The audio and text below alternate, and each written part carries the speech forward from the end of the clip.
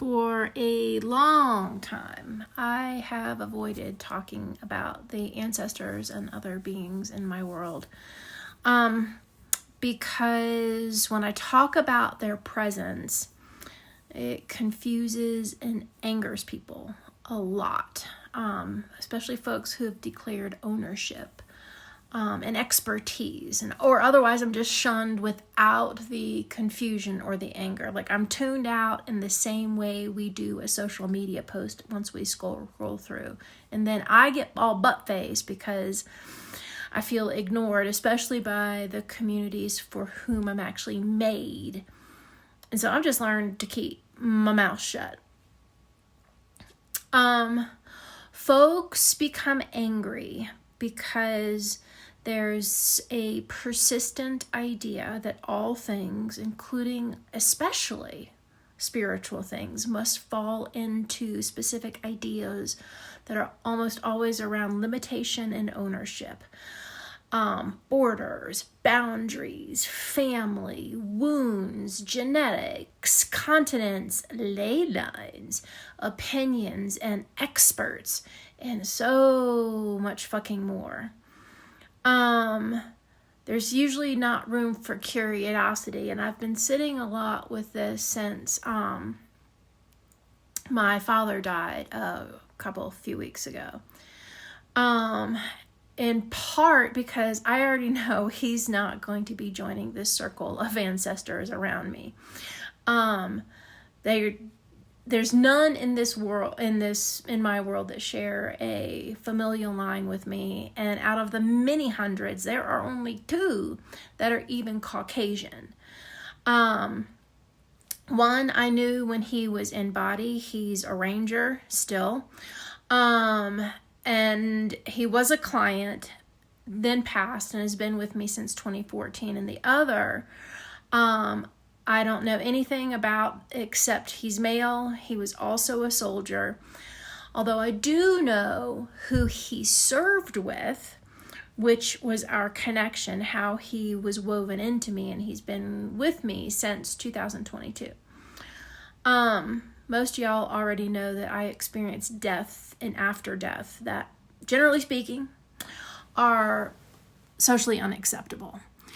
Even those in the spiritual world, they have their faces blanch or their eyes bug out when I talk about how I find remains, or about how the ground and all of its goodness speaks and guides me where others won't go, whether it's by hoof or heart, by feel, and in the ways of listening that most people can't fathom.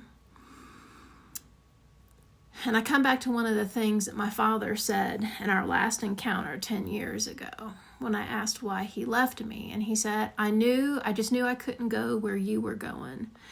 And maybe other folks think that too. Like, I don't know, because we don't talk about it. But I'm rambling. So I'm sitting with this these days, as the call to come forward becomes stronger, and I'm trying to figure out, like, how do I navigate these dichotomies that we've characterized over time as truth, that don't create space for other people's unique encounters with the natural world or with God. And that's one of the greatest struggles for those entering this old world or old way of healing, especially in this time where these energies and their expressions are becoming louder, stronger, more obviously active.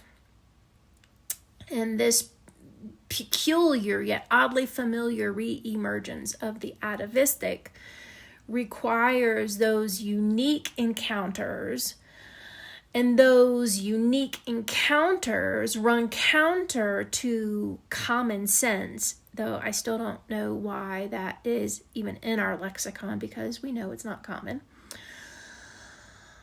And it also counters most modern definitions of reality and the majority's way of thinking that we or anyone or everyone should be a particular way. And as I begin talking about these ancestors in my world, I'm acutely mindful of the ways that they and I are not supposed to be. I'm white. I'm a woman, and so I don't fit into all of that because that reality is supposed to be a particular way, especially in spiritual communities. I'm also aware of the diametrical disdain with the simultaneous fascination with like the psychic and the shamanic ways of the world and all of their distortions. However, I really feel like I have to start talking about the ancestors in my world and how we work together so I can stand in complete truth instead of in this compartmentalized way that makes me feel like shit, frankly. I hate it. So basically, I'm taking advantage of the fact that this is spooky season and more folks tend to be accepting of ghost talk. So here we go. And before they dive in, I'll say, I don't know how long they've been in my world. And that's kind of the point of making this one. I didn't have a clue that they'd been in my world for almost my lifetime until I had a aha moment in the beginning stages of my involvement with the fuckery back in November 2017. There was this guy I knew in Montana who sent me a frightening moment or string of moments that he had the night before with a visitation from Morgan. So I'm going to call him Bill. Bill knew nothing about me other than the fact that I was a healer. I don't even remember if we'd even had a session before he sent this. So he had no awareness at all of any other aspects of my life except what follows rolled through him in the middle of the night, unsolicited, and it scared the shit out of him. And it goes like this. Dahlia Thompson watching you. Ogden Graves, to name a few. Shank Hall Church, now give him wings. Carlton Scott and Fiery Run Things.